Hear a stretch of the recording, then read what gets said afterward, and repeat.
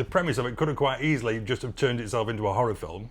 It's certainly not a film that anybody's going to enjoy. Where she dispatches 7 people with various creative uses of a hand grenade. Which film would benefit from the lead going to the toilet every 15 minutes?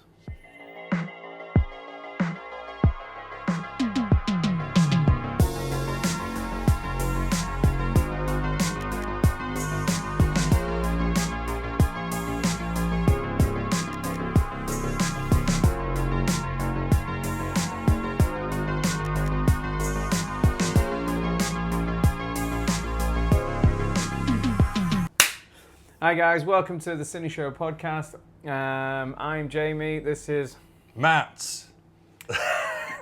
Yes. What is it, like just like a Brazilian? Matt in a hat. Name? Matt in a hat. Matt in a hat. Okay, follow us on Facebook, Instagram, and subscribe to this YouTube channel. We really need it. Okay, before we get to what's on this episode, got a quick fire round. Oh, really? Right back at you. Do it. Okay. Yes. No, think about it. No. One film on repeat for 24 hours. 2024 remake of Roadhouse. Wrong. It was Matrix. Cillian Murphy or Tom Hardy? Cillian Murphy. There's no wrong answer. Well done. Who'd play you in a movie? Huey Lewis. Wrong. It was Paul Giamatti. Paul Giamatti. That's very flattering. Thank you very much. Really good CGI. Yeah. Or really good practical effects? Really good practical effects every time. Again, no wrong answer. Okay, I feel 48 this is slightly hours. unfair. 48 hours Yeah. or Beverly Hills Cop? Beverly Hills Cop. Yeah, you're probably right. Thank you. Okay, and which film would benefit from the lead going to the toilet every 15 minutes?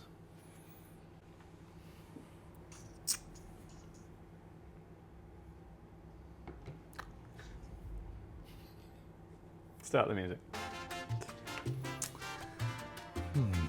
It would benefit from the lead going to the toilet every 15 minutes. Anything with what's his face in? We're going to speed this up. With a little clock timer. I'll be a little bit unkind. Anything with Charlie Hunnam in? Charlie Hunnam in? What, so he's just Not a big on screen? fan. Not a big fan. So he's just off in the toilet Yeah. while other people doing Yeah. their business. Yeah. That was the correct answer. Sorry, Charlie. That was the correct answer. Oh, was it? Yeah. Okay. Unless I end up working with him in the future, we'll Yeah. cut that out. Yeah. Okay, so on this episode then, Well, the big reviews are 28 years later, The Bone Temple and Hamnet. We're also going to talk about other stuff we've watched. Yep. And we are, of course, in Cleethorpes, the jewel of the East Coast. And in Cleethorpes, we have a cinema. Yeah. That cinema is Parkway Cinemas. Lovely little independent cinema. soon to be multiplied, like a gremlin Yes. that gets water on it. Yes. And get bigger. Yes. Although I think it's 5 screens, the new one. So Is it? smaller but bigger at the same time. Yeah, we don't know much details, No, surprisingly. I don't know if it's going to be an IMAX We'd screen. really need to get somebody from Parkway on to sort of do that justice. But yeah, currently we've got the one at Cleethorpes, which is more than doing its job, and it's where we see all our films. And Visit your local cinema. yes, Visit your local cinema wherever you may be. We want to do a little mini piece on Parkway, so Yeah. we'll get in touch with them to do a little Yes. interview. It might be a little insight, nice little insight for what actually goes on inside a cinema, what's going on with cinemas in the world at the minute. So we'll look forward to that. We'll try and get that on the go. And you will see from the picture I'm putting up now what a beautiful Art Deco look cinema it is. Beautiful building. Okay, so should we get on to we the got any big previous reviews? comments? We have no previous comments. Boo. I could have made some up, but that wouldn't be right. Okay. We have no previous comments, so let's get on to our big reviews. Okay. Okay, so let's get on to the big reviews. Our first review is of 28 years later, The Bone Temple. Would you like a Google synopsis? Go for it. I'm going to do it. I'm going to try it without my glasses. Here we go. It's very short. Dr. Kelson makes a discovery that could change the world while Spike's encounter with cult leader Jimmy Crystal becomes a nightmare he can't escape. Let's take a look at a clip. When the infected attack, what do they see?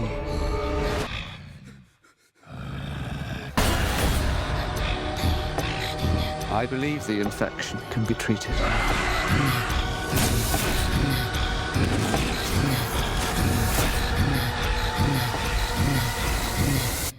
And now, a leap into the unknown.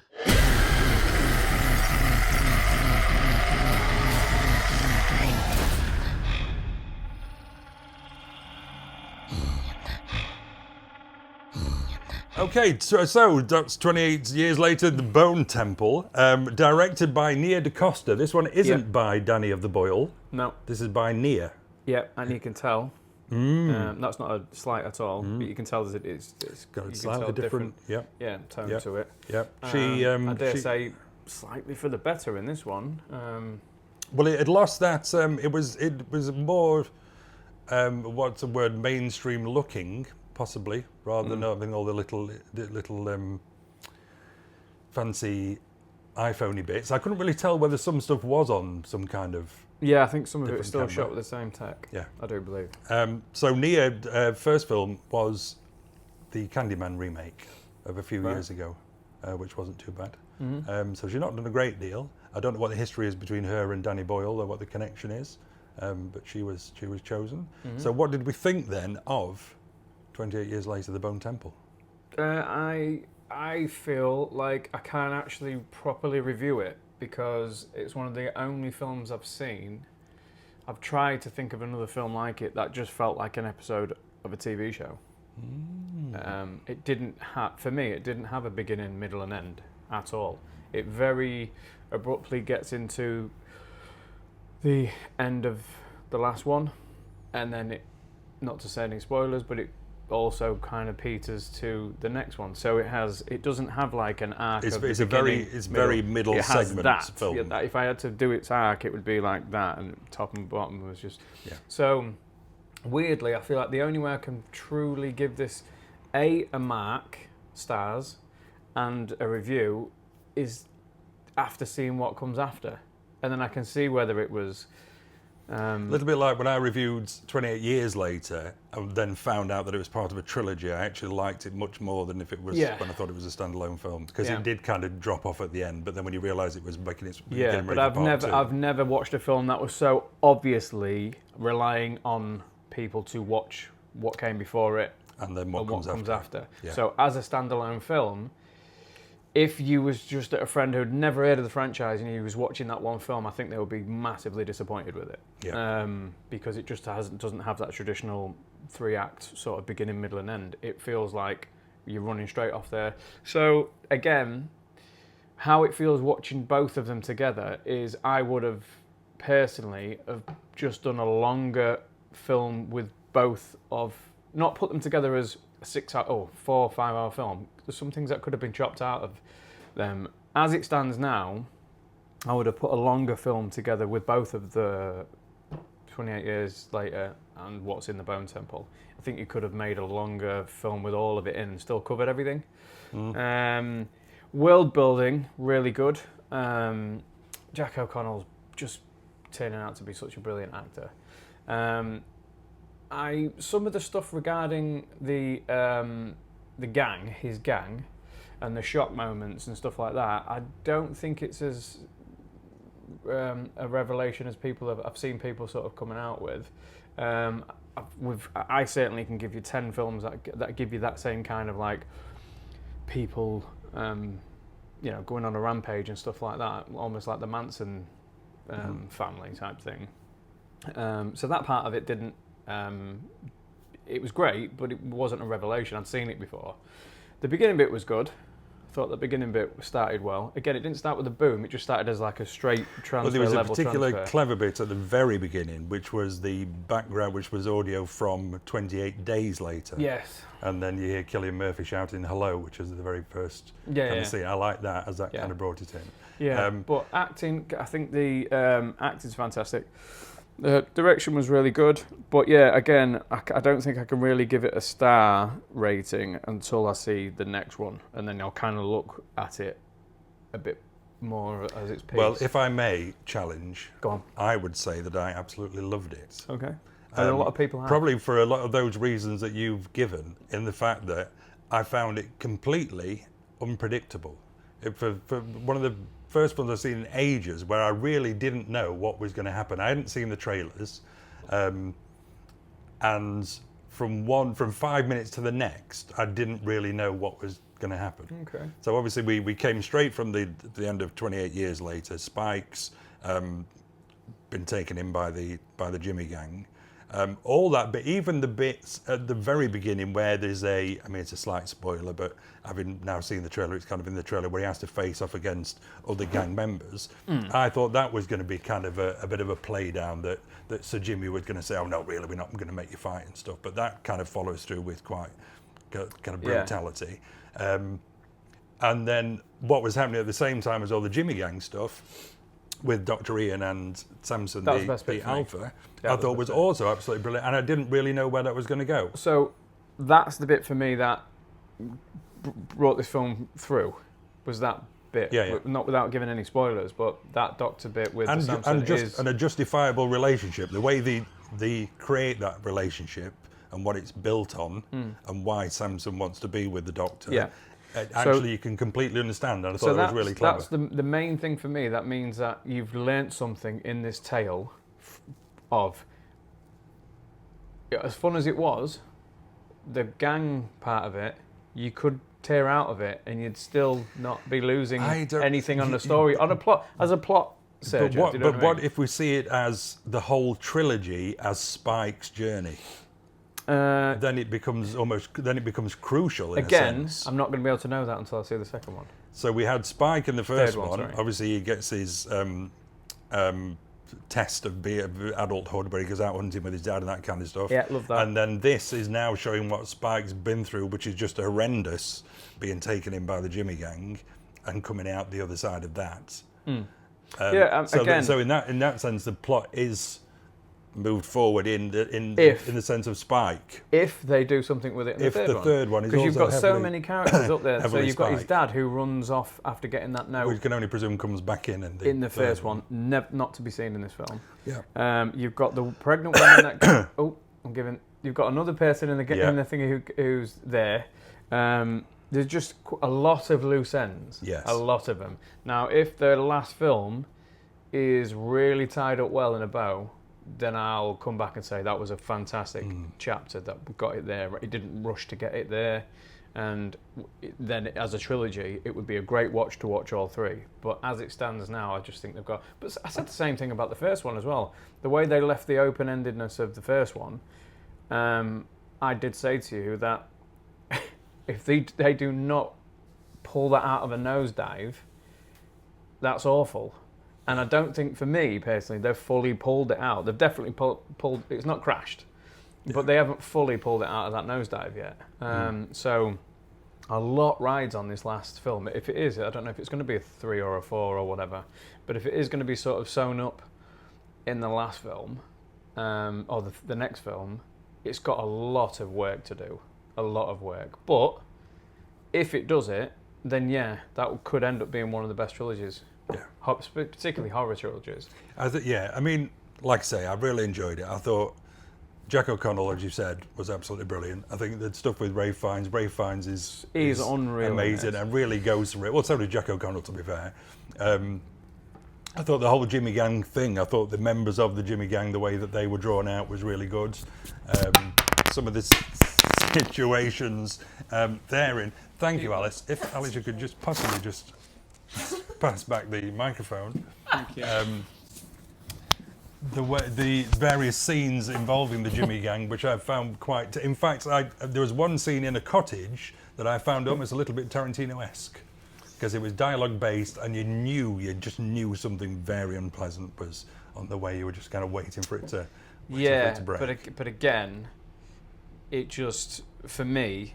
Well, this is good. It just triggered quite a few scenes I've seen before, and I feel like it was heavily. It wasn't even hiding that it was influenced by various scenes and characters from films before. And Tarantino, you mentioned Tarantino. A lot of them would be from some of those films. That's not really something to diminish it at all, but you saying that you felt like every 5 minutes you didn't know what was coming next. I didn't know what was coming next, but I certainly was. It felt very familiar to me. Certain parts of it felt very familiar to me, and I was kind of. Not that I can guess films as they come along, but this is one of the films I didn't struggle to say that might happen or this might happen.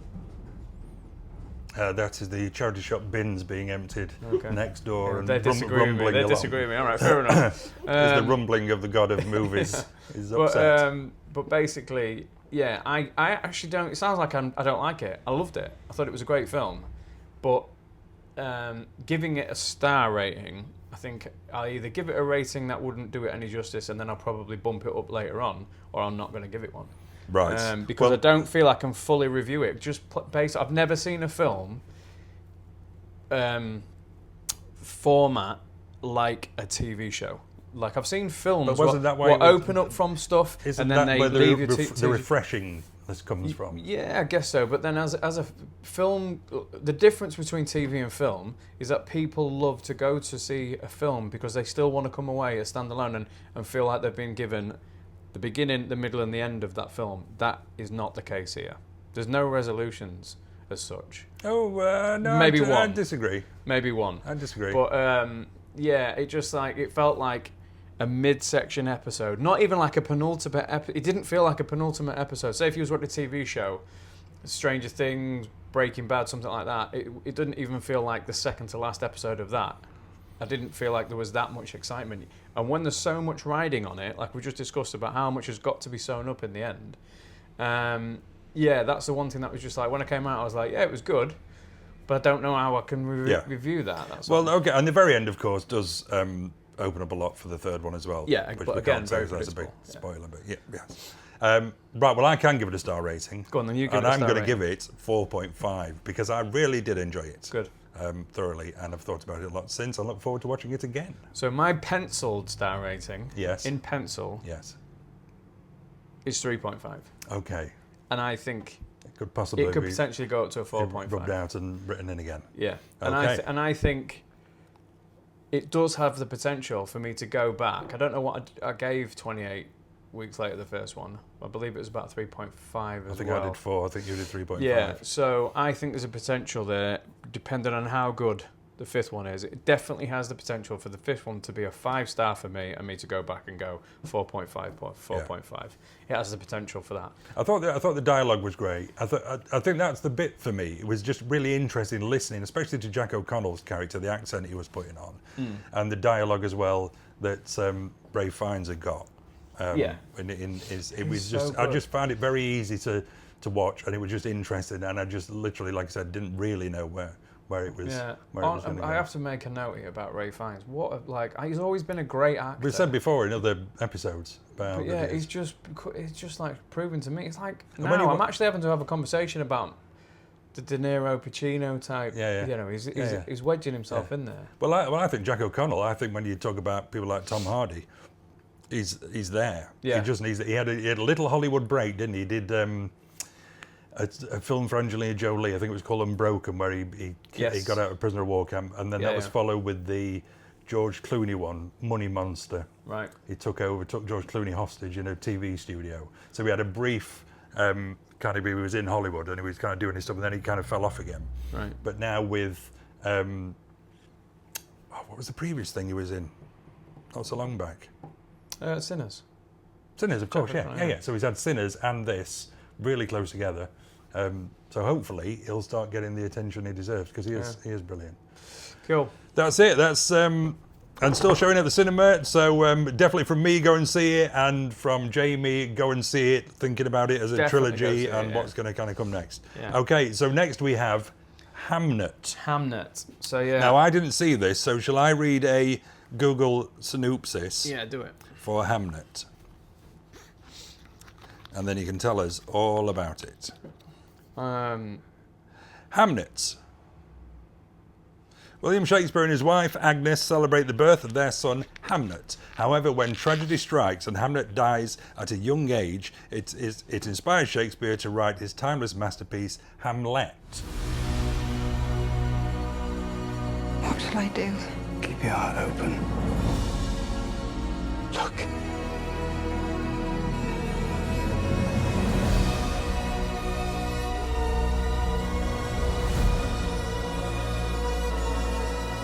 to die, to sleep, perchance to dream. What do you see?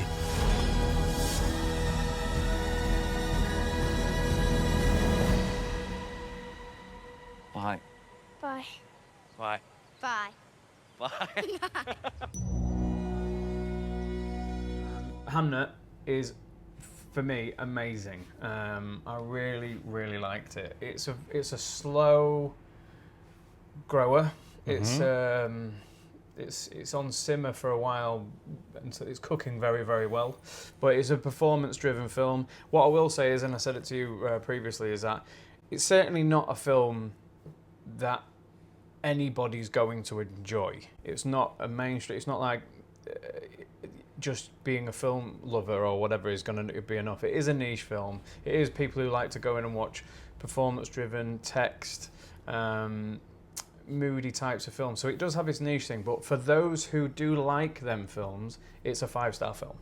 It is a 5-star film. The performances are unbelievable. Paul Mescal, I don't know how he's kind of being sort of left behind in the awards thing on this one because he's brilliant in it. But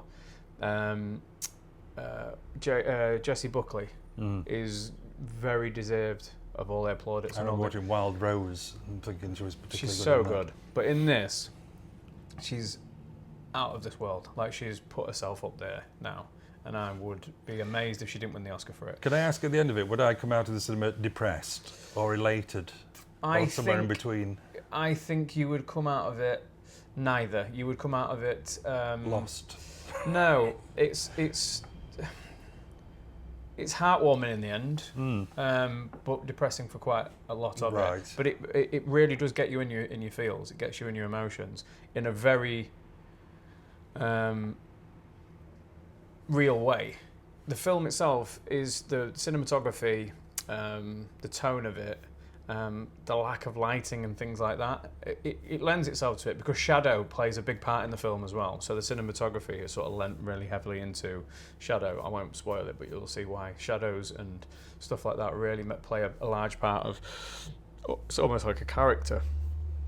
So the cinematography is weirdly, the cinematography is not actually that impressive, but it's certainly, it shows restraint.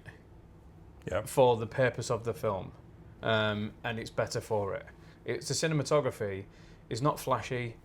You can see it doesn't. I bet some of the scenes I don't think there's any lights whatsoever. For instance, it's just angles, but it's better for it, and it looks like it's a directional choice. But it just makes it's kind of like when you're watching it, you feel cold.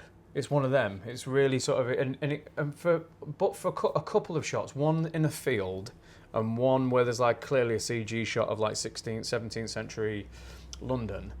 It feels quite claustrophobic, and again, given the subject, it's for the better of it. You are it's very immersive in a weird way, but for large parts of the film, you can't pull away from it. You cannot leave the story, but for large parts of the film there's no real oh god down like that until something happens, and then it's just like up there. But for a long period of the film you can't, it's not down, you're in mid, you're not down here, you're sort of mid for ages, but nothing really goes up there, nothing really goes down either, but you're invested in it. But then when it's sort of something like the catalyst happens,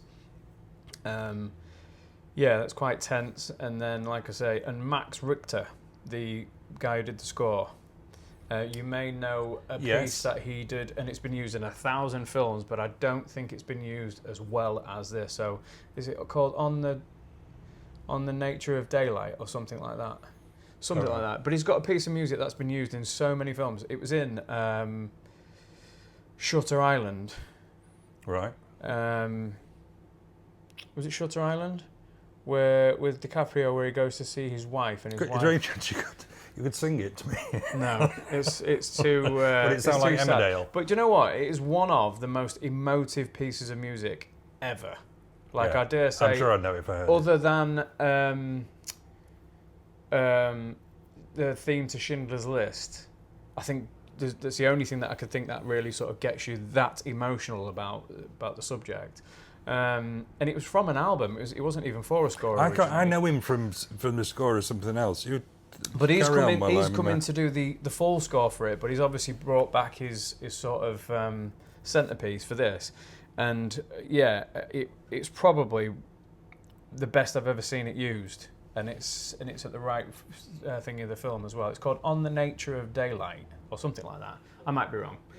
Yeah. So yeah, that finishes the film so well, and I would give it 4.5 stars. Yeah. Nice. Yes, I would. I shall see it. I shall see it. I don't know what I'm really knocking off the 5, knocking it off for a 5 for. But the reason I've just looked on here is a note of Jacoby Jupe. Is that Noah Jupe's? Something to do with Noah? Oh, his brother. Yeah, Noah Jupe's brother. Jacoby Jupe plays Hamnet, their son. He is unbelievable, absolutely unbelievable. One to watch. He was like child star. I think he's playing an 11-year-old, but he looks a little bit younger. But what he was accessing in that was so good. Yeah. When you've got that kind of cast in it, also Emily Watson, one of my favourite actors of all time, brilliant in it. Yeah, so the cast is next level. So yeah, but yeah, it's 4.5 out of 5 for me, and I hope Jessie Buckley wins Best Actress, if I'm honest. So yeah, get out and watch that. Did you win the Golden Globe? You did, didn't you? I believe so. Yeah. Yeah. Well, that is certainly a recommendation. Thank you, Jamie. Go see that while it is also still on at the Picture Palace. Shall we move on to now to other stuff we've watched? Other stuff we've watched. Let's do it. Go on then. Okay, so other stuff we've watched. Shall I start? I've watched a few things. Yeah. One of the things I've watched was Ballerina, which is from the world of John Wick. Yeah. So we're spinning off now. We're spinning off from John into Ballerina. And Ballerina is basically just like a John Wick film. John Wick's in it for a little bit. John Wick does pop in it. Have you seen it? No. Well, it is with a female lead instead of John Wick, and pretty much plays exactly the same as a John Wick film. I would say it's average. It's certainly worth watching if you've got nothing else to watch for the action scenes. The action scenes are quite spectacular, as you'd imagine. Particularly one part where she dispatches 7 people with various creative uses of a hand grenade, which is highly entertaining. And the last section of the film is filmed, it's not filmed, it's actually mostly CGI, but it's set in an alpine village. Gabriel Byrne's in it as well as the bad guy. Not seen him for a while, like Gabriel Byrne. What an actor. And that's a really lovely setting. And to be honest, it's almost like a cutscene from a video game, a bit like Assassin's Creed. Lots of kind of jumping on rooftops and that kind of stuff. Directed by Len Wiseman. Now, Len Wiseman is of Underworld fame. Yeah. Famously married to, don't know if he still is. He was married to what's her name? Kate. Yeah. Kate. And he did Die Hard 4.0. And all his films are always blue. They have a blue tint. In tone? Yes, he always makes them. They've got a slightly blue tint. This hasn't got a blue tint. Beckinsale. Kate Beckinsale. Yeah. Have a slightly blue tint. This doesn't have a blue tint. But it looks really nice. Like I say, there's clearly lots of CGI. But it's an average watch. It's a good couple of hours. It's a popcorn film. It's a popcorn film. Good. I don't think there'll be another. I don't think they're planning on a sequel to Ballerina. I don't think it did particularly well. Well, if it does well on the streamers, then it may be surprised. Well, all you've got to do with a streamer to do well is just basically put it on Netflix. And then I'm convinced there is a group of humanity that if they see a film come on Netflix, however bad it is, assume it must be good.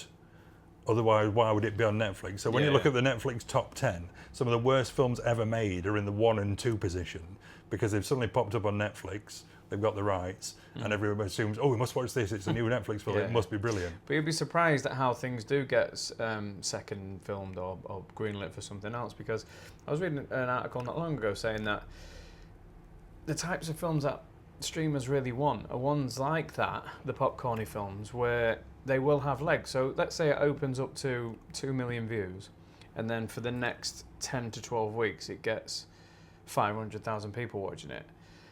That's more use to a streamer than something getting 20 million views and then it dies off in 2 weeks because they don't get repeat subscriptions and stuff like that. So that's a weird way of looking at this new world of streamerism.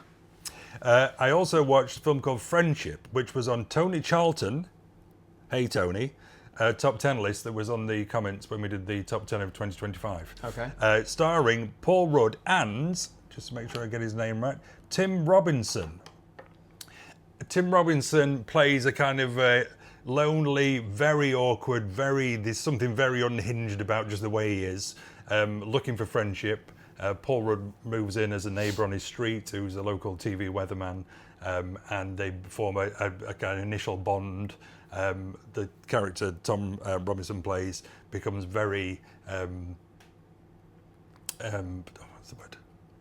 Obsessed with him, and that friendship eventually starts to fall away a bit for various things that happen in the film, and it all takes a slightly more darker turn. But it was great. I really enjoyed it. Tim Robinson, sorry. So when I read about him, the only thing I could see he's done is some Saturday Night Live stuff, and I think he wrote for a TV show and maybe started a TV show in the late 2010s. But he's got a really interesting way about him that's just slightly off kilter. You don't really know what he's going to kind of do next. Paul Rudd's brilliant in it as well, but it reminded me a little bit of Cable Guy. Oh yeah. From Cable Guy with Matthew Broderick and Jim cool. Carrey.